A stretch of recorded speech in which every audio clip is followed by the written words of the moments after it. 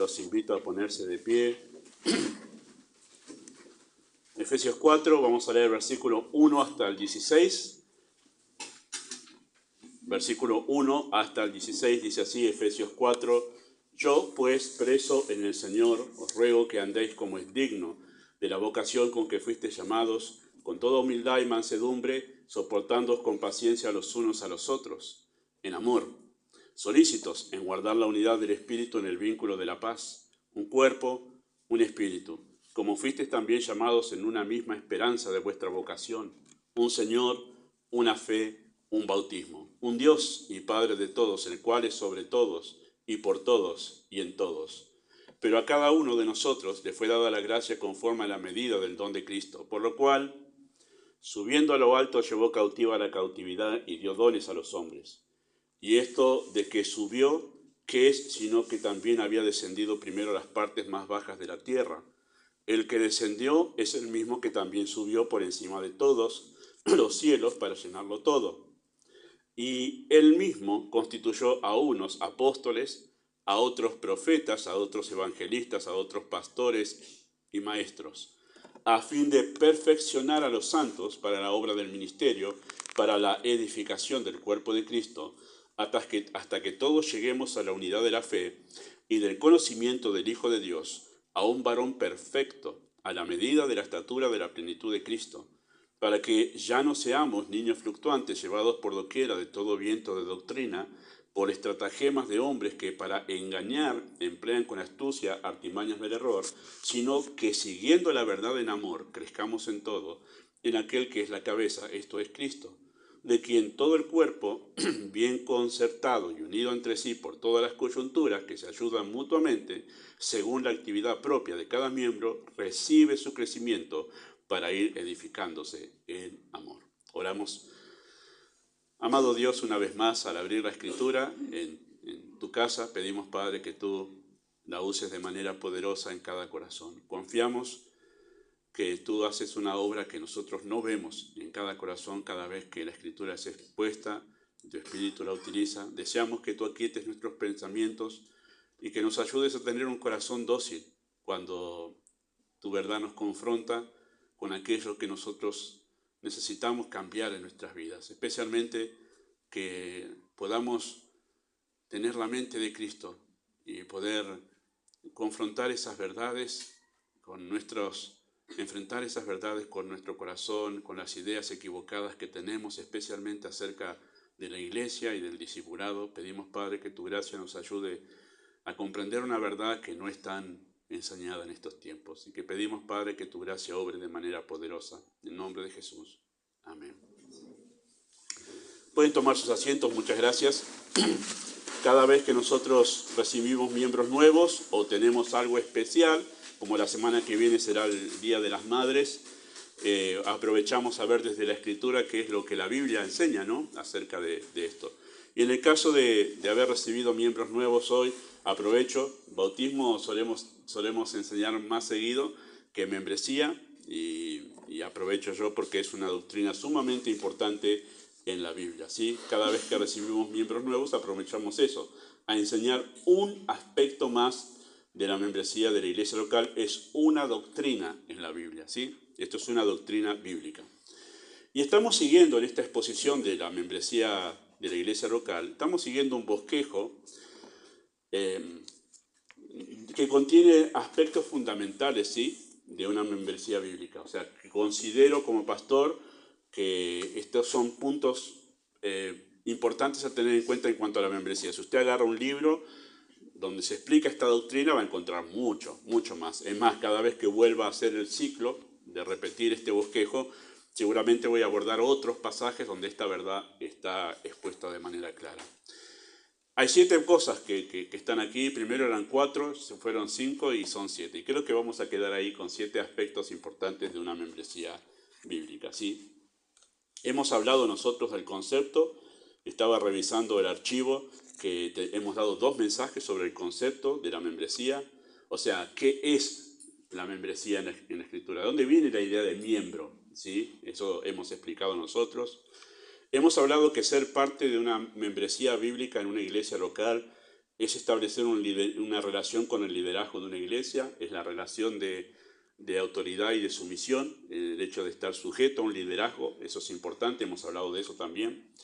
Hemos hablado del servicio responsable en una iglesia local, hemos dado 2 mensajes la última vez que hablamos, y hoy vamos al punto del discipulado bíblico. Nos queda todavía la disciplina correctiva y restauradora, que es parte de una iglesia. El evangelismo, dependiente del Espíritu de Dios, y la adoración con honores son todas cosas que identifican a la iglesia de Dios, ¿sí? Y que nosotros debemos hacer un acento, ¿sí? Cada uno de estos puntos que acabo de mencionar se enfoca en enfatizar lo que significa pertenecer a una iglesia local. Y hoy corresponde abordar justamente este aspecto que pienso yo, puedo equivocarme en esto, ¿verdad? Pero pienso yo que es uno de los aspectos menos conocidos de la función de la iglesia, que es el discipulado. Y si no es el menos conocido, quizá es uno de los que se entiende más mal entendido, iba a decir. No sé si está bien la expresión, más o menos, más mal entendidos.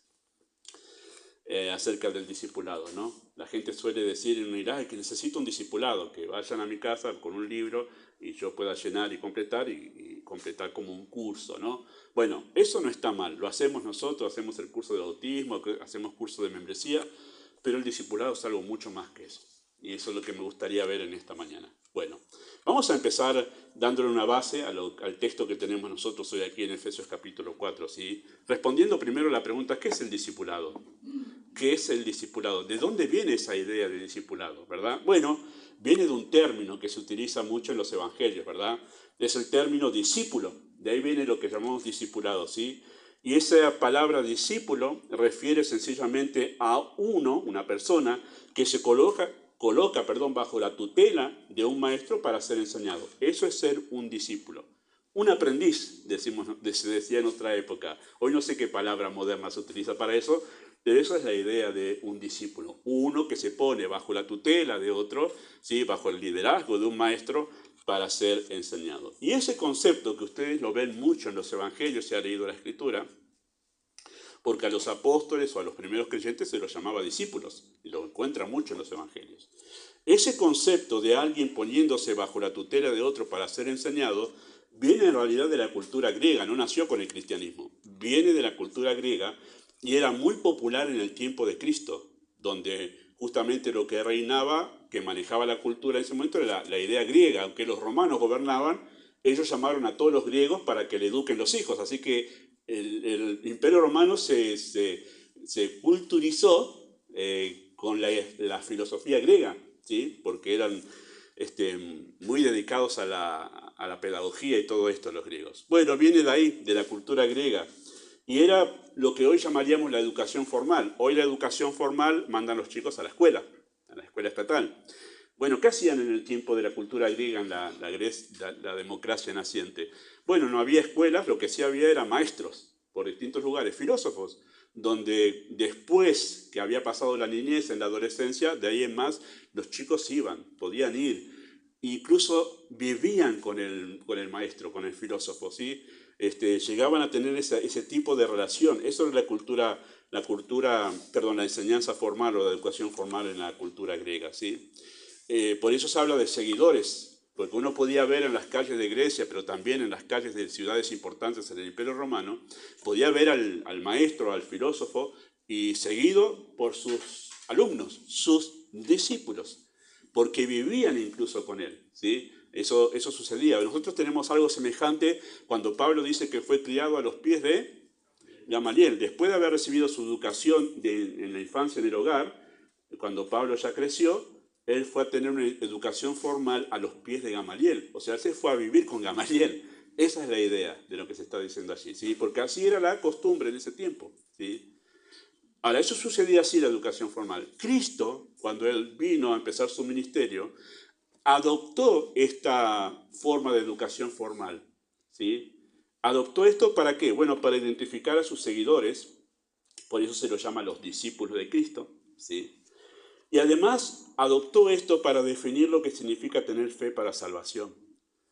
El desafío del arrepentimiento y de la fe que Cristo daba durante su ministerio, en realidad estaba llamando a las personas a ser sus discípulos, sus seguidores, ¿sí? Uno dice, bueno, yo tengo fe en Dios. ¿Y cómo sabes que tenés fe? No, yo lo siento, tengo mucha fe, como que es un sentimiento. Bueno, cuando vamos a los evangelios, esta figura del discípulo siguiendo a un maestro, poniéndose bajo la tutela de un maestro para ser enseñado, esa es la figura que Cristo eligió para decir, eso es tener fe en mí. Ustedes se acuerdan que Cristo dijo en un momento que si alguno no está dispuesto a renunciar a sí mismo y a seguirme, no es digno de ser llamado mi discípulo.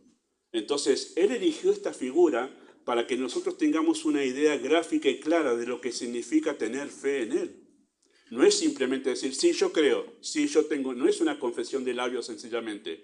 Es estar dispuesto a una renuncia a mí mismo y un sometimiento a sus enseñanzas. Eso es ser discípulo y esa es la idea gráfica de lo que significa tener fe. No es una confesión mera de labios.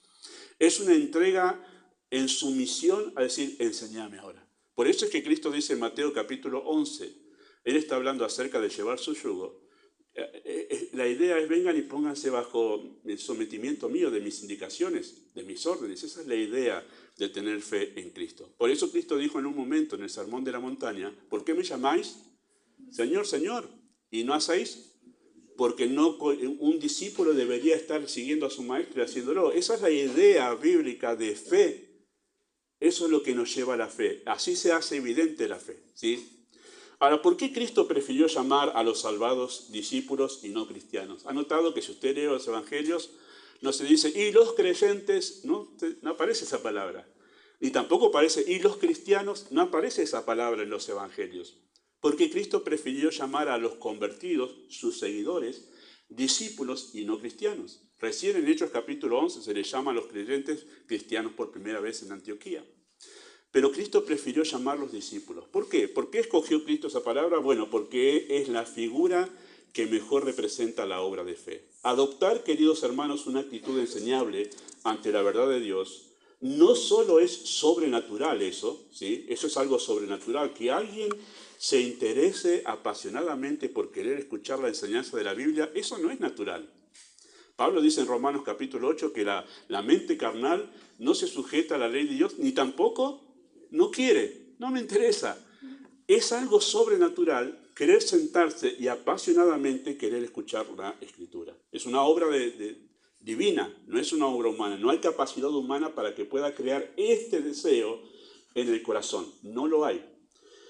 Y esa figura del discípulo refleja de manera clara y práctica lo que significa eso, la obra de la fe. Alguien que se somete dócilmente a la enseñanza de otro. Esa es la obra de la fe. Y es lo primero, queridos hermanos, que es la evidencia de la fe verdadera, ¿verdad? Es lo primero que se nota en una persona salvada. Se vuelve un discípulo que se desvive por aprender. Ya lo hemos visto aquí, me han escuchado decir esto. Ustedes mismos lo van a ver cuando ustedes evalúan a una persona a quien están predicando o a alguien que viene por mucho tiempo a nuestra iglesia y ustedes ven que en un momento, wow, se produjo un cambio. ¿Cuál fue el cambio que produjo la fe? Que de estar durmiéndose en la iglesia, de repente sus ojos se abren. Y dice, wow, esto no lo había escuchado nunca. El pastor lo viene diciendo hace como 10 años, pero él dice, nunca lo escuché. ¿Qué pasó? La vida se despertó. Y la vida lo llevó a decir, ahora entiendo lo que antes no entendía. Y eso que escucha le resulta tan dulce y tan agradable al corazón que dice, quiero más, quiero más. Eso es vida. Y por eso es que las evidencias de la salvación es una persona, la primera evidencia de salvación es que una persona no rechaza esto que antes rechazaba, ahora lo ama. ¿Quién hace eso? El Espíritu de Dios, con un poder sobrenatural. Ese poder con el cual creó el universo, es el poder que transforma ese corazón resistente a la palabra de Dios en un corazón que dice, dame más de esa verdad. Esa figura de la obra de fe se ve reflejada en la figura del discípulo. El que dejaba toda su vida para poder seguir a su maestro donde vaya, dejó todo, lo seguía a su maestro y lo escuchaba y aprendía de él. Esa es la figura que representa mejor lo que es la obra de fe en un convertido, ¿sí? Además, queridos hermanos, Cristo mandó en la gran comisión, ¿qué cosa? No dijo hacer convertidos, No dijo hacer personas que confiesen mediante una oración a recibir a Cristo como Salvador. No, dijo hacer discípulos. Ir y hagan discípulos. No sencillamente una persona que repita una oración, sino una persona que se disponga de todo corazón a someterse a las enseñanzas de la Escritura. Eso es hacer un discípulo. Mateo 28, 18 al 20, aunque lo conocen, lo leemos, dice así el texto: Jesús se acercó y les habló diciendo: toda potestad me es dada en el cielo y en la tierra. Por tanto, id y haced discípulos a todas las naciones, bautizándoles en el nombre del Padre, del Hijo y del Espíritu Santo, enseñándoles que guarden todas las cosas que os he mandado. Y aquí yo estoy con vosotros todos los días hasta el fin del mundo. Amén. A mí me ha asombrado que en mi época, no sé ahora cómo es, y digo porque estoy como encerrado en otra esfera yo ahora, a nivel de iglesia local, pero recuerdo mis tiempos de instituto bíblico, yo era muy jovencito, 16, 17 años, y que el énfasis en la obra misionera, que había un tanto centrado solamente en una parte de este versículo, y era solamente en esa partícula: ir. Y había como una urgencia, ir. Y uno dice: ¿a dónde? No, ir. Pero nos olvidamos que esto tiene un contexto, este texto. La gran comisión no es solo ir. La gran comisión es hacer discípulos, es bautizarlos y es enseñarles todo, que guarden todas las cosas que os he mandado. Y eso es un trabajo a largo plazo. Estaba escuchando al pastor MacArthur, que algunos de ustedes escuchan, justamente esta semana hablando sobre este tema. Hace poquito predicó esto, ya lleva 50 años en su iglesia. 50 años. No me lo puedo visualizar 50 años en una iglesia. Pero él estaba así, en la misma iglesia 50 años, y él hablaba de esto, de todo lo que le llevó poder hacer de su iglesia una iglesia como la que vamos a ver ahora en Efesios 4, que está unida entre sí por las coyunturas y que no son niños que son llevados por cualquier viento de doctrina, sino que están firmes en la doctrina. Y él decía, hablando de su iglesia, dice: yo sé que en este momento en nuestra iglesia es muy difícil que aquí entre mala doctrina, por el crecimiento y la madurez que le ha llevado, en la gracia del Señor, poder preparar a la iglesia para que eso suceda, para que estén tan fortalecidos y maduros los hermanos en su iglesia, que es muy difícil que penetre mala doctrina. Y de eso se trata en realidad el discipulado, vamos a mirar en esta mañana, ¿no? No solamente de ir y llegar un folleto a alguien, y está bien todo eso, hermano, no lo criticamos en sí, pero el hecho de pensar que es solamente eso, la gran comisión, no lo es mucho más, y es un trabajo a largo plazo, porque enseñarle a las personas que guarden todas las cosas que Jesús mandó, eso lleva tiempo, lleva toda una vida lleva. Así que la gran comisión le da al discipulado una importancia superlativa. Nosotros no debemos menospreciar el discipulado de la iglesia local porque está en la gran comisión. Está en la gran comisión. Y eso le da una importancia superlativa. Así que, queridos hermanos, el discipulado no es un curso de iniciación en la vida de fe. Es una práctica permanente de la vida cristiana que desafía al creyente a cultivar un carácter enseñable. Durante su ministerio, Cristo enseñó a sus discípulos, ¿verdad? O mejor dicho, discipuló a sus seguidores de forma personal. Lo vemos en los evangelios. Pero ¿cómo sucede eso? ¿Cómo Cristo discipula a los creyentes en la era de la iglesia, verdad? ¿Cómo sucede el discipulado en la era de la iglesia? Bueno, Efesios capítulo 4, versículo 11 al 16, aunque leímos todos los versículos desde el 1, nos enseña cómo se practica el discipulado en la era de la iglesia. Este pasaje es pasaje fundamental que el creyente debe incluso memorizar, porque de esto depende si crece o no crece en su vida espiritual. De lo que vamos a decir hoy va a depender que usted, querido hermano, crezca o permanezca en inmadurez por el resto de su vida espiritual. Es clave este pasaje, es una perla, es una de, como dice el pastor Spurgeon, es una de esas estrellas más brillantes que guían a los marineros en el mar para decir, ¿para dónde vamos? Esta es una estrella brillante en la Escritura que nos enseña para dónde va nuestra vida espiritual. Y por la gracia de Dios espero ustedes presten atención a lo que vamos a hablar en esta mañana. ¿Sí? Vamos a extraer 3 verdades acerca del discipulado de este pasaje, versículo 11 al 16. ¿Sí? Hay 3 verdades acerca del discipulado, podríamos sacar más, pero 3 me parece que son suficientes para dejar asentado el tema. En primer lugar, la primera verdad que dice este texto acerca del discipulado, ¿sí? Se expresa así: el discipulado ocurre, sucede en el contexto de una iglesia local. ¿Sí? El discipulado bíblico ocurre en el contexto de una iglesia local. ¿Sí? Ahora, vamos a notar en primer lugar que en el texto hay un énfasis, pero asombroso, un énfasis asombroso. Parece como que Pablo escribía y decía, vamos a repetir esta idea con sinónimos y con todo para que quede bien en claro que de lo que estamos hablando es de crecimiento, es de madurez, ¿sí? Versículo 12 se utiliza la palabra perfeccionar a los santos para la obra del ministerio.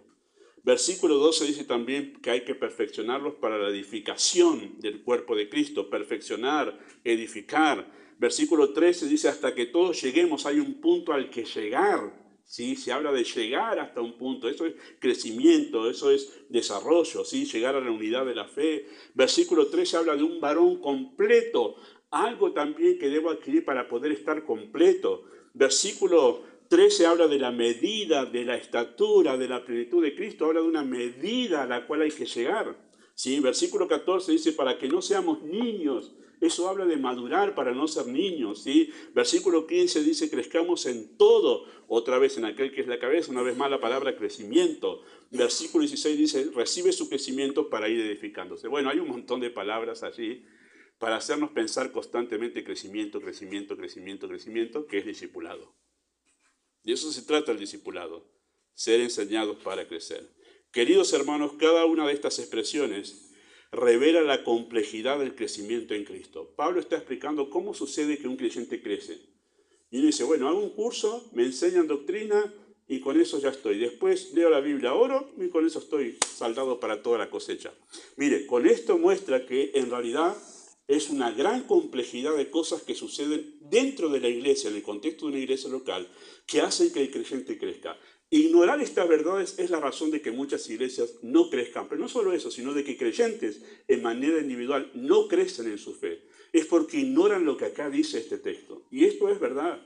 No son pocas las iglesias que hemos visto enflaquecer, estar estériles en su vida espiritual, porque ignoran lo que este texto dice o lo omiten voluntariamente, ¿sí? Pero sucede todo esto que acabamos de ver, sucede justamente en un contexto de iglesia local. Se habla en este texto de ser capacitados para la obra, habla de capacitación para servir.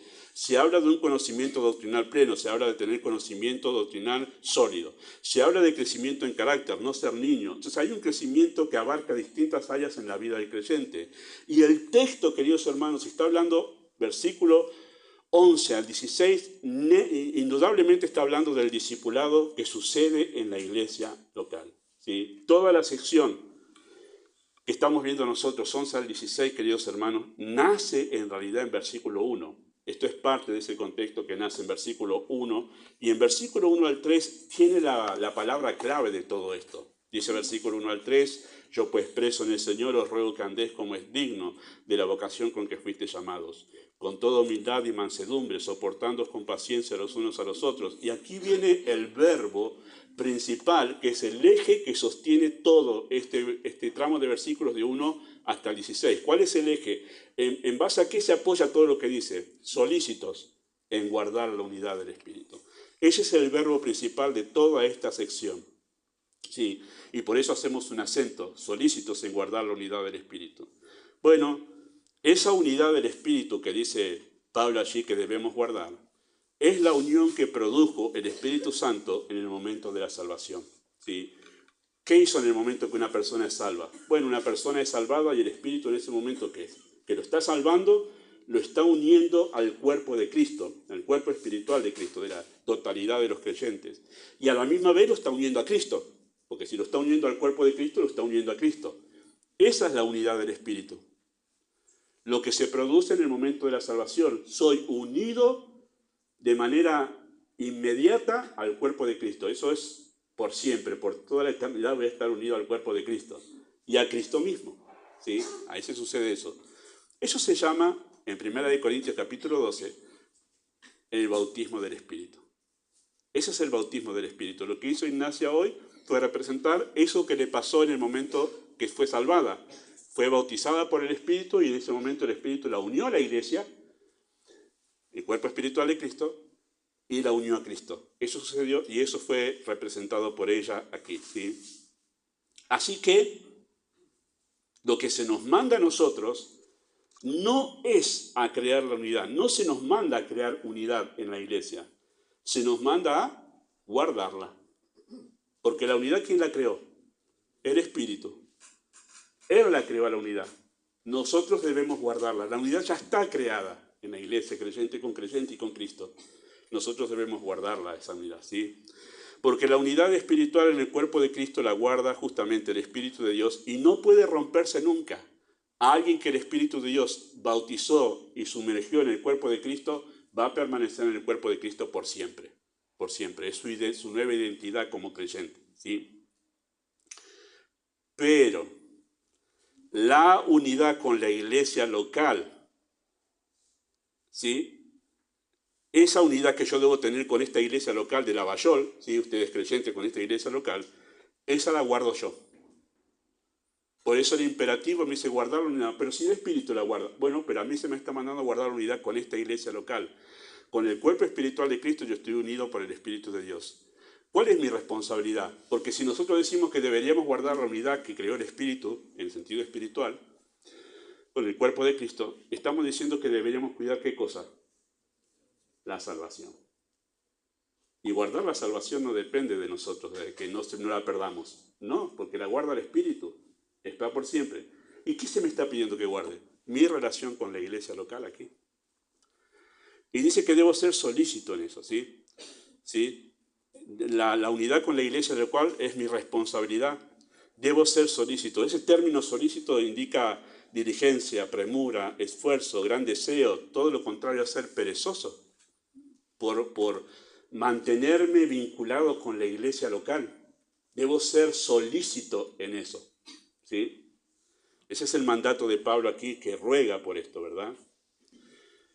¿Y por qué hay un tono de urgencia, es decir, solícito en guardar la relación con la iglesia local? ¿Por qué hay una urgencia en eso? Bueno, porque crecer, queridos hermanos, en la fe es importante. Es triste que haya creyentes que no les importe crecer. Cuando no hay ese interés de crecer en la vida espiritual, es cuando uno ya empieza a decir, guarda con estas señales porque puede ser que en realidad no conozca a Cristo. Porque es raro que un creyente no quiera alimentarse. ¿Cómo no quiere estar escuchando la enseñanza? ¿Cómo que no quiere nutrirse? ¿Será que no hay vida ahí, que no quiere recibir alimento espiritual?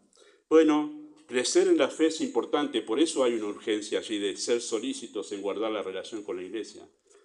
Además, la urgencia de guardar la relación con la iglesia es porque el crecimiento del creyente sucede en su relación con la iglesia.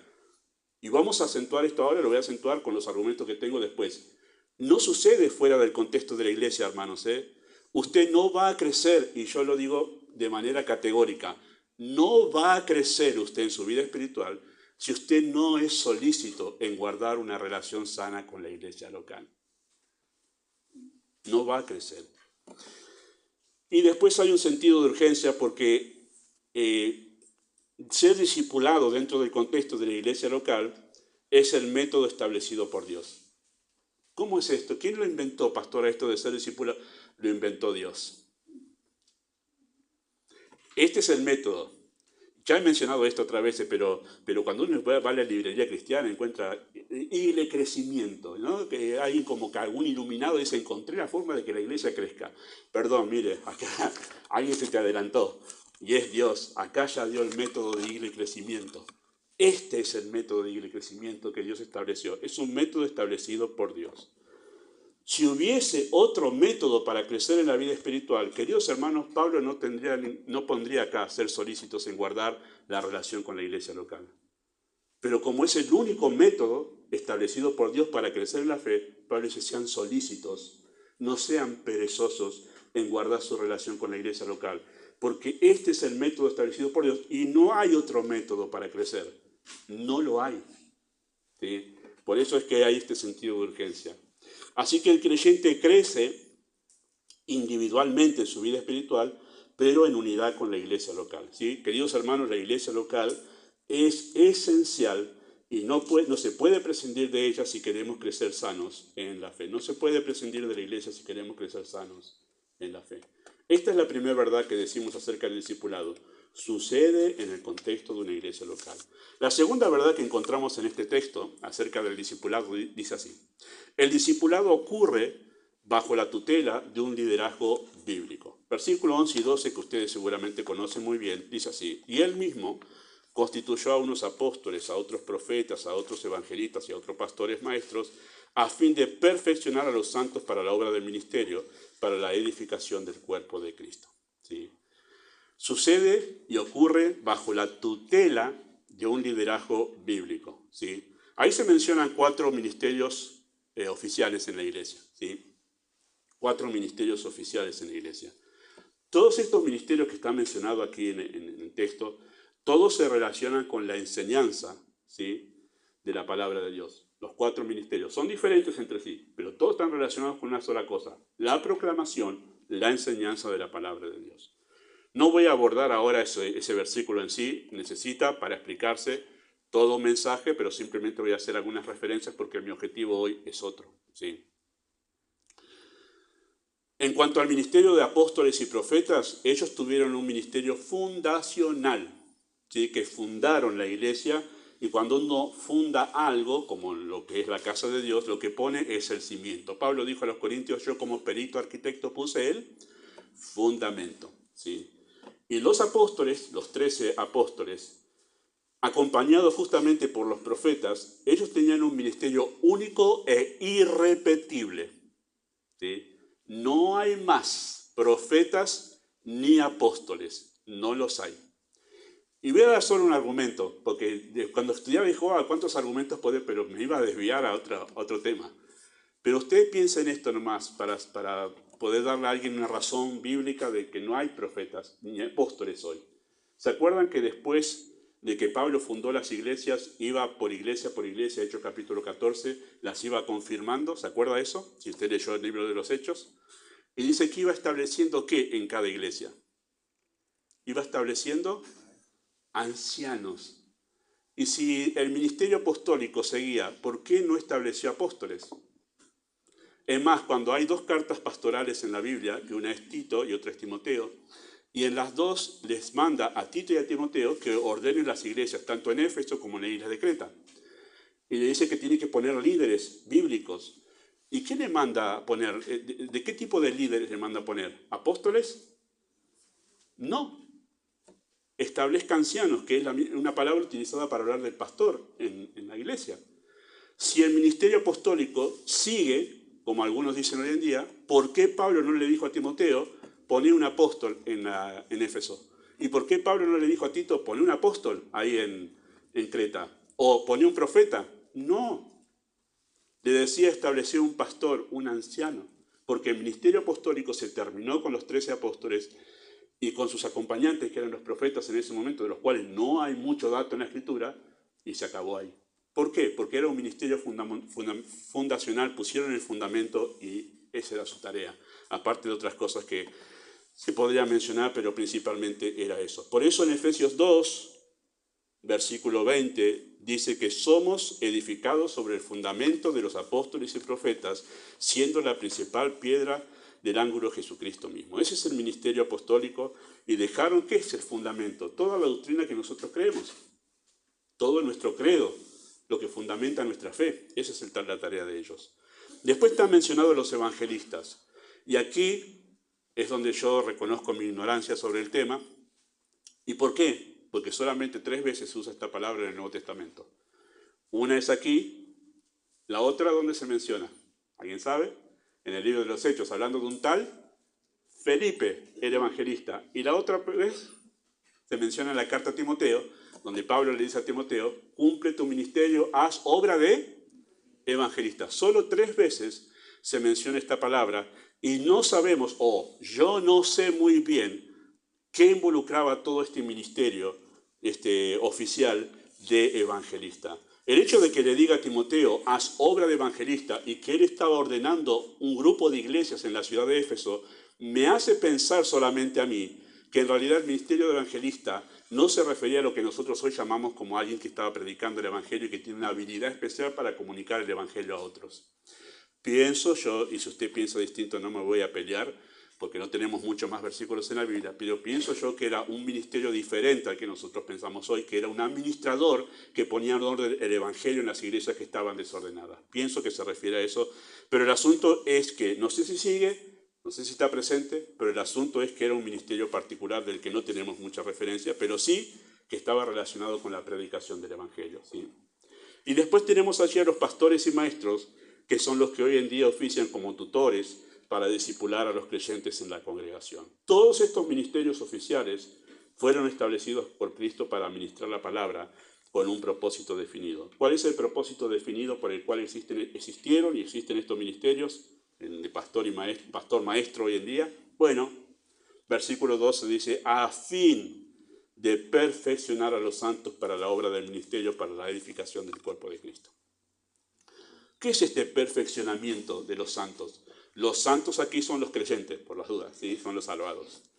¿Qué es este perfeccionamiento? Bueno, la palabra perfección aparece varias veces en las cartas apostólicas y la mayoría de las veces esa palabra es utilizada para hablar acerca de madurez y no de perfección como que alguien que es impecable, como la perfección de Dios, sino hablando de madurez. Más se debería haber traducido esa palabra como completo, como maduro, como se traduce en realidad en la carta de Santiago, ¿verdad?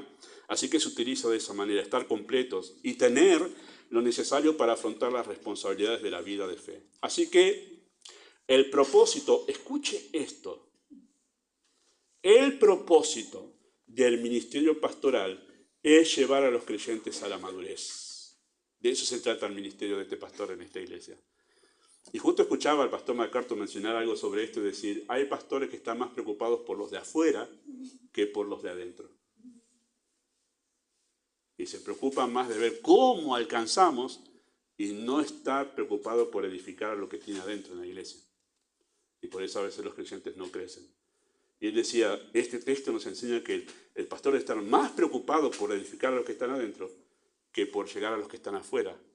Y usted dice, ¿pastor está en contra del evangelismo? No. Yo le voy a decir una cosa, creyentes maduros testifican solos. Creyentes maduros testifican solos, se ocupan solos de evangelizar. ¿Cuál es el mejor evangelismo? Prepara a la iglesia para que sea madura y evangelizan. Y ahí tiene el método de Dios. Ahora no está mal tener, y ojalá algún día lo tengamos, alguien que se ocupe de esta tarea que llamamos nosotros evangelizar. No la despreciamos para nada. Pero queridos hermanos, el trabajo del pastor en la iglesia es edificar a la iglesia. Y esa es mi tarea, a la que debo dedicar, si el Señor me permite estar toda mi vida aquí, gracias a Dios será así, si lo quiere, voy a sentirme muy gozoso de realizar esta tarea de edificar a la iglesia a largo plazo. ¿Sí? Pero esa es la tarea del pastor. En este pasaje se habla de la madurez, o se define la madurez como actitud responsable, porque se habla de que ellos hagan la obra del ministerio. Ese es otro mensaje aparte. Pero ¿quién hace la obra del ministerio? Y todos pensamos, el pastor hace la obra del ministerio. No, el pastor perfecciona a los hermanos para que los hermanos, ellos hagan la obra del ministerio. Todos pensamos que si alguien se enferma, el primero que debería estar es el pastor. Y la verdad que el pastor tiene que estar allí, si puede, ¿verdad? Si no hay otra urgencia allí. Pero en realidad, lo que la Biblia enseña es que los hermanos deberían estar allí. Cuando alguien está internado, la iglesia se debería movilizar para decir, bueno, vamos a estar allá. Que hay alguien, ellos hacen la obra del ministerio. Ellos hacen la obra de poder llevar adelante todo lo que involucra en realidad la organización y los ministerios de la iglesia, como tesorería, como diaconado, que todavía no tenemos, como ancianos, que todavía no tenemos, y ojalá en corto tiempo tengamos. Pero todo eso lo hace la gente. ¿Quién visita? El pastor debe visitar. Bueno, mire, no está mal que el pastor visite, y lo he hecho, y en casos especiales he estado con ustedes, pero en realidad son los hermanos los que deberían estar visitándolo a los demás, ocupándose en eso. Se habla de madurez aquí, una actitud responsable, llevando adelante la obra del ministerio. Se habla de discernimiento para que no seamos llevados por cualquier viento de doctrina. Y se habla de relaciones sanas porque habla de un vínculo con el cuerpo muy estrecho, ¿verdad? Todo eso son evidencias de madurez. Este crecimiento, queridos hermanos, es definido como la medida de la estatura de la plenitud de Cristo. Esta expresión no está hablando de cuando estemos en el cielo.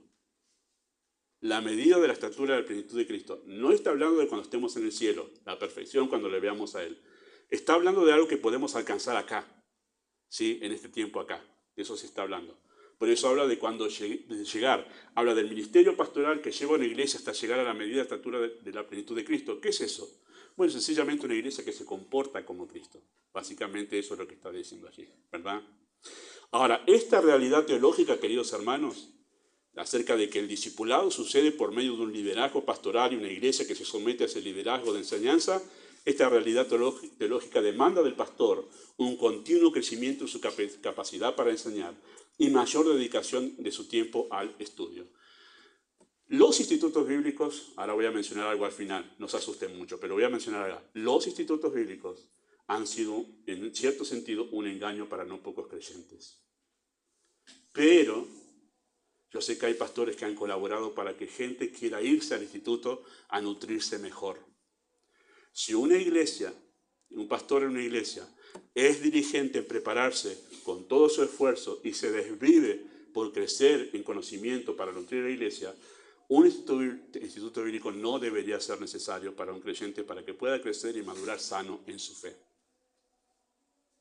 Es más, en tanto Dios permita que se desarrollen más ministerios de enseñanza en nuestra iglesia, eso va a permitir que pueda yo desarrollar mayores ministerios de capacitación, de maestros, de predicadores, de consejeros. Pero funcionaría así, porque Dios no estableció la iglesia y después dijo, bueno, pero también que haya institutos por las dudas. No. ¿Dónde se capacitaban todos estos que salían como pastores en la iglesia naciente? ¿Dónde se capacitaban? ¿Dónde? En iglesias. La iglesia funcionaba bien y los pastores capacitaban a creyentes y salían pastores que ministraban a otras iglesias y también ministraban a esas iglesias y de ahí salían, y ese es el método de Dios. Ahora no estoy en contra del instituto porque fui director 6 años, así que, pero quiero decirles, hermanos, que ojo con pensar que el instituto reemplaza a la iglesia. Pero yo sé que hay pastores que han colaborado con esto y han sido poco esmerados en el prepararse para estudiar y han dado solamente arroz todos los domingos a la congregación, y una congregación no crece con solo arroz. Entonces, sé que algunos han colaborado para eso, ¿verdad? Por eso es tan importante congregarse en un lugar donde el pastor se dedica a estudiar, ¿verdad? Y quiero decir esto a la congregación porque es el momento de decirlo. Y no estoy tirando línea por abajo, sino bien claro. Ustedes deben procurar como iglesia que su pastor pueda dedicarse a estudiar. Y no lo digo por mí solamente, sino por quien venga después de mí. Ustedes deben procurar. Una de las cosas que le dije a la membresía cuando llegué al principio, hace 9 años atrás, es no vine a pintar paredes. Aunque me han visto pintando paredes, ¿verdad? Pero no vine a pintar paredes. Vine a edificar la iglesia. Mi tarea principal es estar sentado durante varias horas en la semana estudiando para llegar a este momento, para que usted tenga alimento sólido con que nutrirse. Y la iglesia debe procurar que el pastor pueda tener ese tiempo. Gracias a Dios por esta amada iglesia que yo puedo trabajar solo de esto y no estar ocupado en otra cosa, porque eso reduciría mi tiempo de estudio y ustedes se verían perjudicados si yo no puedo tener más tiempo de estudio, porque yo vendré aquí con un mensaje que recién estoy sacando del horno y no puedo terminar que se asiente. Entonces ustedes han hecho muy bien en poder tener un pastor que pueda dedicarse a prepararse para la enseñanza, ¿verdad? Y así debe ser. Pero esto también, esta realidad teológica demanda del creyente una actitud dócil para someterse al ministerio pastoral, ¿verdad? Al ministerio de la enseñanza. Y eso requiere que nosotros vengamos preparados para poder escuchar 50 minutos de predicación. ¿Sí? Entonces hay que descansar el sábado a la noche para poder venir bien fresquitos para poder recibir la enseñanza, ¿no? Si uno no descansa, si uno no duerme bien, si uno está dedicado a otras cosas, es medio difícil venir concentrado para escuchar 50 minutos de predicación y poder recibir un beneficio, ¿no? Entonces hace falta que haya, cuando estas dos cosas se dan en una iglesia, hemos metido un golazo tremendo. Que el pastor esté bien preparado y que la iglesia venga dispuesta, ahí hacemos una combinación explosiva.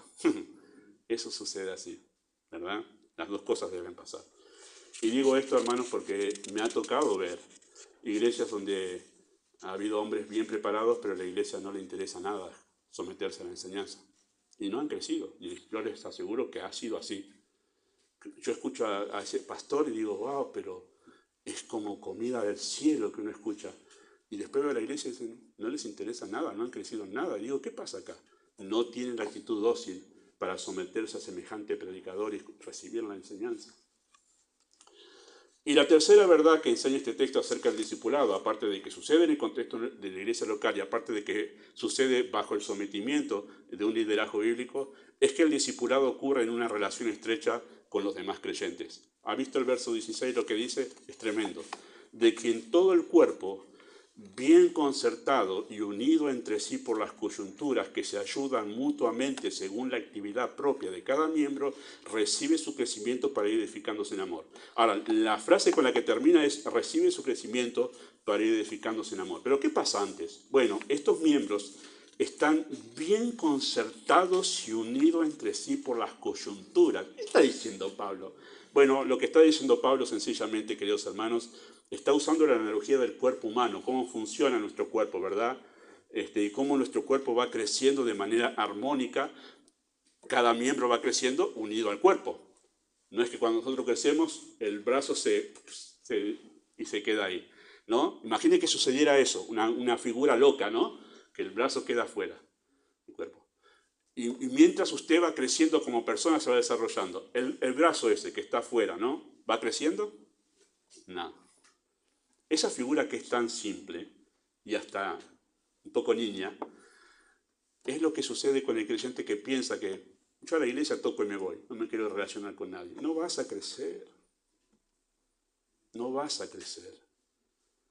Y esta verdad dice que tú creces bien unido, concertado los miembros unos con los otros. Si tú dices toco y me voy porque no quiero relacionarme con nadie, este texto te está confrontando con una verdad que tú tienes que cambiar en tu corazón. No, pero yo soy tímido, no importa cuál es tu personalidad.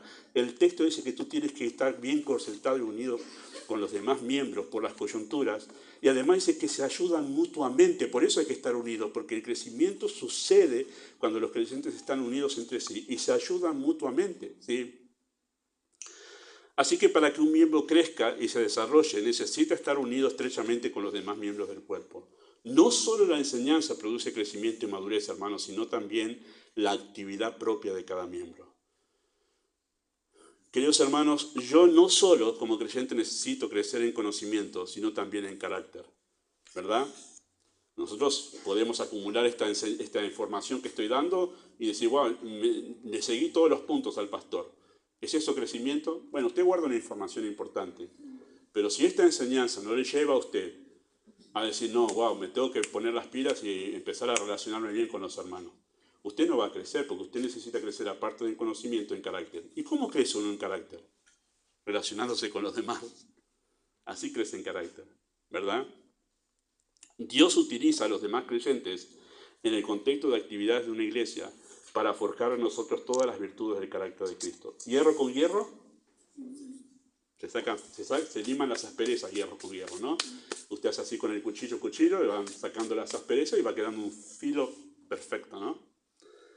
Bueno, es ahí donde crecemos en carácter, ¿verdad? Crecemos en carácter unos con otros cuando empezamos a limarnos las asperezas unos con otros. Esa gente que dice, ¿no? Ya habrá escuchado usted esto. Esa gente dice, no voy a la iglesia porque son todos unos hipócritas. Bueno, métase entre esos hipócritas y empiece a usted, si usted piensa que son así, empieza a limar las asperezas que está el trato suyo con esas personas. Usted que no es hipócrita, usted empieza a limar las asperezas y usted le ayuda a ser sincero. ¿No? La idea está clara, ¿verdad? Es ahí donde crecemos en carácter, donde nos tratamos los unos con los otros, donde hay otras personalidades que no son como la mía, que la mía es un lujo, pero las de las demás. Y es ahí donde crecemos, hermanos, aparte del conocimiento, ¿verdad? Dios siempre va a traer personas que a nuestro parecer nos resultan insoportables, ¿verdad?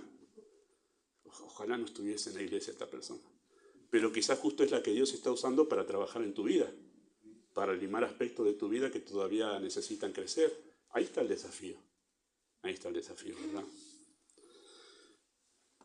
Dios utiliza a los demás creyentes en eso, ¿verdad? Primera de Corintios capítulo 12 dice que Dios ha ordenado el cuerpo de una manera soberana para que los miembros se preocupen los unos por nosotros. Queridos hermanos, la obra en la iglesia de Dios no se trata de suplir necesidades, es someternos en las manos del alfarero que mediante la interacción en la iglesia local trabaja en nuestro carácter. Hay creyentes, queridos hermanos, que no crecen porque se resisten a adaptarse a los demás. Incluso se van de la iglesia porque no soportan a fulano y mengano. Pobre fulano y mengano los nombramos siempre. Lo triste de esos creyentes que se van porque no logran soportar a otros en la iglesia es que lo triste es que están rechazando los instrumentos de Dios para su beneficio. Y por eso es que se van de iglesia en iglesia buscando que no estén, hasta que encuentran la iglesia que dice, ahí está, hasta que aparece fulano y mengano por ahí y dice, oh, me mudo a otra. ¿Y sabe lo que pasa? No crecen. No crecen y siempre permanecen como niños caprichosos porque buscan la iglesia que se adapte a ellos y no ellos adaptarse a la iglesia. Bueno, algunas reflexiones finales para este pasaje que habla sobre el discipulado en la iglesia local, que sucede en un contexto de iglesia local bajo un liderazgo y en relación estrecha con los demás creyentes. Algunas reflexiones finales. El discipulado, queridos hermanos, es mucho más que un curso. Es una forma de vida que sucede en una membresía responsable. Todo el tiempo estamos siendo discipulados. Yo estoy siendo discipulado por el Señor mientras los estoy ministrando a ustedes, en la relación que tengo con ustedes y en los desafíos que se me presentan como pastor en esta iglesia. Es el discipulado del Señor para mí, para ver cómo yo crezco en el Señor y cómo se van limando asperezas de mi propio carácter y cómo soy confrontado en mi vida espiritual cada vez que se presenta una necesidad, un problema, un conflicto en esta iglesia. Y no es un problema que todo es, yo tengo que pensar, y más de una vez el Señor me lleva a eso, decir, ¿qué estás queriendo enseñarme, Señor?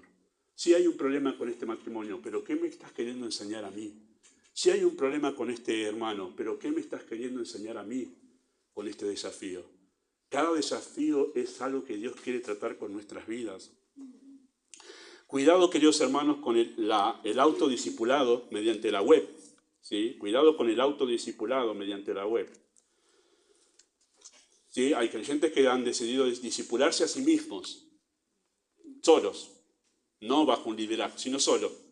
Yo eligiendo a través de la web quién me va a discipular, ¿no? Es un autodiscipulado a la web. O sea, hablamos del peligro de reemplazar la iglesia por el pastoreo a través de la web. No estoy hablando, hermanos, de buscar recursos, porque yo lo hago a veces, busco recursos. La verdad que no escucho casi nada de mensajes, solo escucho por ahí, una vez al mes escucho algún mensaje completo de alguien, pero no tengo tiempo para poder escuchar mensajes aparte de la tarea que tengo. Pero no está mal eso, ¿sí? Si usted lo hace, usted quiere escuchar. Además, yo recomiendo el canal ese de Crianza Reverente para las mamás y los hombres también pueden escucharlo a ese. No estoy hablando de no buscar recursos en la web, pero estoy hablando del peligro de reemplazar a la iglesia por el pastoreo de la web, ¿sí? A través de la internet. ¿Sí? Que volver a los predicadores de la web mis pastores. Y eso ha pasado. Y es re peligroso eso, hermanos. No, porque yo tomé esta decisión porque Miguel Núñez, lo escuché que dijo, y si Miguel Núñez no te conoce a vos.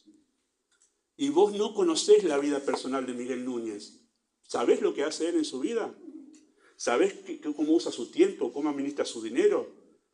No, porque el pastor MacArthur dijo, no te conoce a vos el pastor MacArthur. Yo hago esto. Por eso es que la consejería pastoral es la de tu iglesia. Porque el pastor, aunque no vive contigo 24 horas al día, te ve todas las reuniones. Y cada vez que se acerca a conversar contigo, va teniendo un contexto de cuál es tu vida. El consejo pastoral de la iglesia local es más efectivo en ese sentido. Por eso es peligroso y hace, por lo que dice alguien a través de la internet, a miles de kilómetros de distancia de mí, que no lo vea nunca. Tengamos cuidado con hacer de los pastores de la web nuestros pastores. Es peligroso porque además uno elige en realidad qué escuchar, ¿verdad? Cuando uno dice, yo me discipulo solo en casa. ¿Y qué elegís? ¿Elegís aquellas predicaciones que van a estar tocando la llaga, los problemas tuyos? ¿O elegís aquellos que son mi tema favorito? Es como dejar a los chicos el sueldo del mes y arréglense para la comida de este mes. ¿Qué van a comprar los chicos? Hamburguesa, golosina y todo lo demás. Es como eso, discipularse a uno mismo a través de la web. Yo voy a elegir mis temas favoritos y por eso es que a veces llegan a la iglesia personas que hablan de un solo tema, me hablan. Es el único tema que tiene en su vida espiritual. Me dan ganas de decirle, hay un montón de otras cosas que estás omitiendo que están primero que eso en tu vida espiritual. Y ahí me doy cuenta que están siendo pastoreados por la web y no por un pastor en una iglesia local. Es peligroso por eso, queridos hermanos, porque eso además no da crecimiento. Eso no es crecimiento en la vida espiritual. ¿Sí? Y además es algo que parece bueno. Y si no, yo escucho en casa un montón de mensajes, me estoy discipulando, estoy creciendo en el Señor. Parece bueno, pero es contraproducente, queridos hermanos, porque me alimento solo de aquellos temas justamente que me gustan, que no siempre eso que me gusta es lo que necesito. No siempre eso que me gusta es lo que necesito. Voy a decirle una intimidad pastoral que he visto varias veces en las iglesias. No en esta exclusivamente, sino varias iglesias. Personas que cuando saben que si el pastor tiene organizada la enseñanza, hombres, por ejemplo, que saben que el mes de junio el pastor va a enseñar de hombres, no aparecen en la iglesia. Usted se ríe, pero es verdad. Los he visto. ¿Por qué? Porque no quieren escuchar nada sobre su responsabilidad como hombres. Es tremendo. Ya sé que va a hablar, no me aparezco en la iglesia. Y ha sucedido así. Bueno, hay gente que no quiere crecer, hermanos, ¿verdad?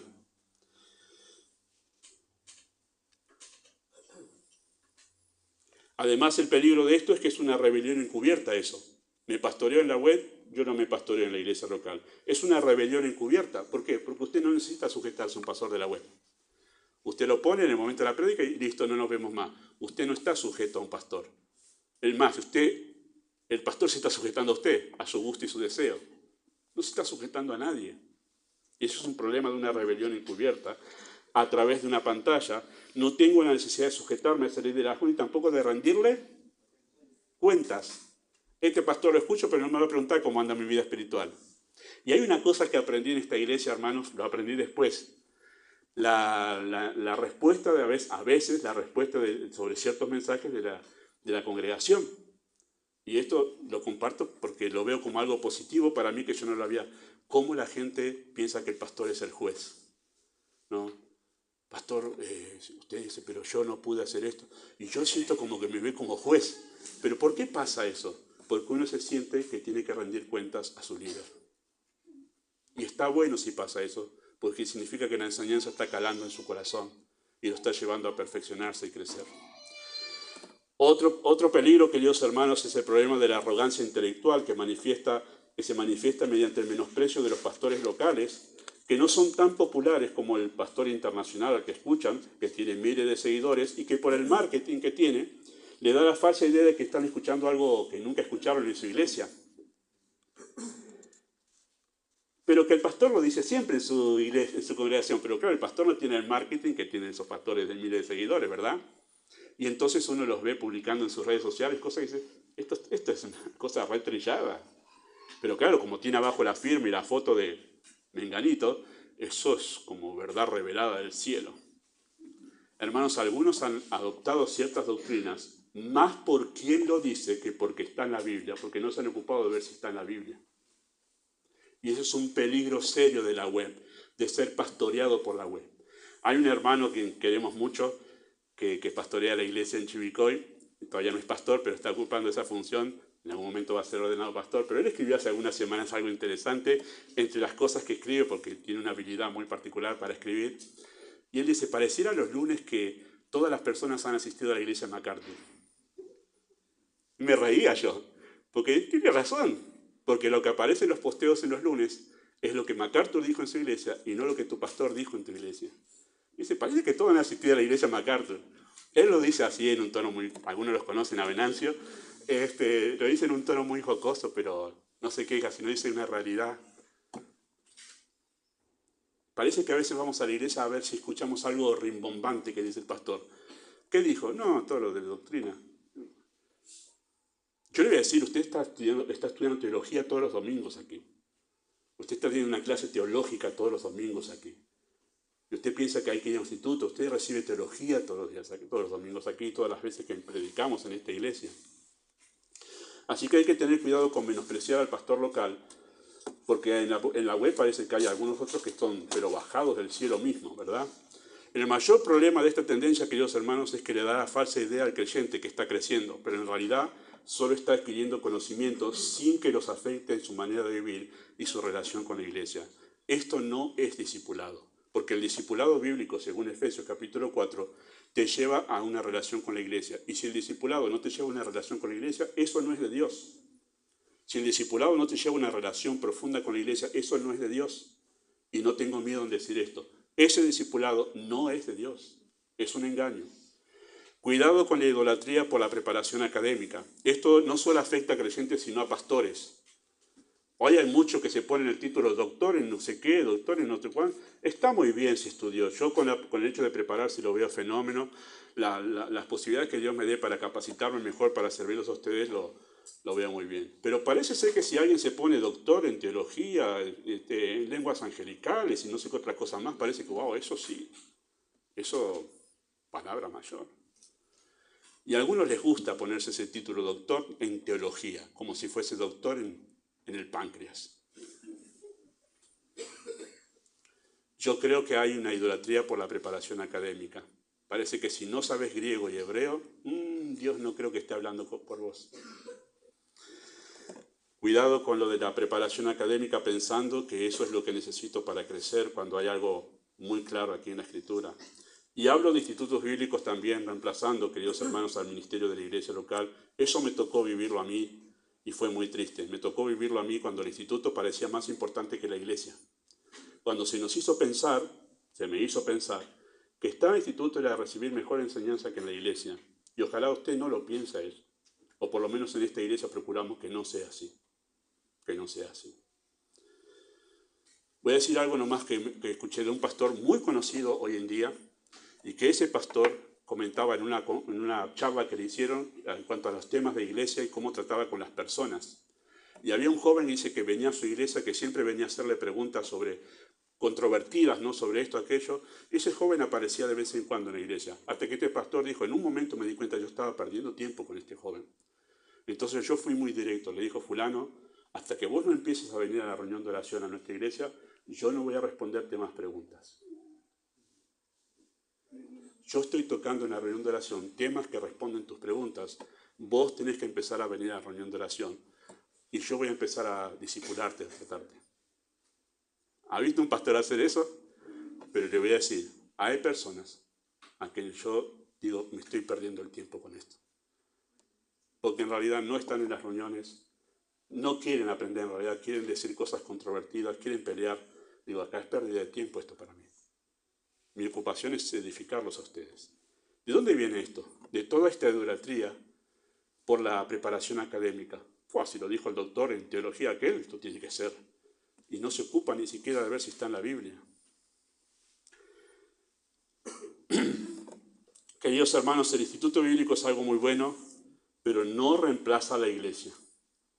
Y voy a hacer una nota personal finalizando ya. Conocí al Señor en el año noviembre del año 85, año 86 comenzaba mi vida espiritual. Eso fue noviembre del año 85, abril del año 86 estaba empezando el Instituto Bíblico. 4 años hice seguido del Instituto Bíblico. Pero me perdí una buena parte importante de mi vida de iglesia. Aunque yo estaba en esta iglesia, participaba de actividades y por haber empezado tan jovencito el instituto, enseguida me pusieron a servir. Algunos de ustedes que se acordarán de eso. Qué error, ¿no? Tremendo error. Y después anduve varios años en otra iglesia, pero yo me daba cuenta que no había crecido. ¿Y sabe dónde crecí realmente en mi vida espiritual? Cuando por fin Dios me puso en una iglesia bajo un liderazgo por 15 años. Y yo puedo decir que mi mayor crecimiento espiritual sucedió durante ese tiempo. 15 años bajo un ministerio pastoral donde vi a un pastor desvivirse por enseñar la Escritura. Y ahí yo crecí. El instituto tuvo su lugar, gran respeto por los hombres que se preparaban para enseñar el instituto, pero yo me di cuenta que mi crecimiento verdadero sucedió en una iglesia local por 15 años bajo un ministerio. Tengamos cuidado con pensar que el instituto es superior a la iglesia. No, es una gran ofensa a Dios eso. Es una gran ofensa a Dios. El discipulado es más que capacitación, es una relación entre el pastor y la congregación. Hay algo que sucede entre el pastor y la congregación que no puede ser reemplazado ni por la web ni por los institutos bíblicos, ¿sí? Lo que Cristo enseñó en Juan 10 se extiende más allá de su relación con los discípulos e incluye Juan 10 a los pastores y sus congregaciones. Allí dijo cuál es el lazo entre el pastor y la congregación. Las ovejas oyen la voz del pastor y lo... Yo le voy a decir algo que me pasó durante esos 15 años en esa iglesia. A veces venía alguien más a predicar, pero ¿sabe cuál era el sentimiento en mi corazón? Está muy lindo lo que dijo, pero yo quiero escuchar a mi pastor. Hay algo que sucede entre pastor y congregación que hace justamente a afirmar el ministerio de un pastor dentro de una congregación, es que la congregación quiere oírlo y lo sigue. Cuando esta iglesia ya no quiera oírme más, es momento para romper el vínculo, hermanos. Cuando esta congregación ya no quiere oírme más, pero les voy a decir lo que me pasaba. Yo sé que pasa eso. La gente quiere oír a su pastor. ¿Pero por qué quiere oír a su pastor cada domingo? Porque se establece ese vínculo de Juan 10. Las ovejas oyen la voz de su pastor y lo siguen.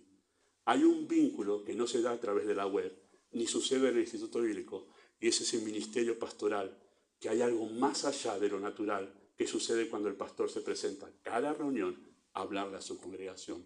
Es Cristo hablándole a ustedes, hermanos, siempre que la Escritura sea fiel, hablándole a sus corazones. Y por eso digo que hay un pastor para cada iglesia.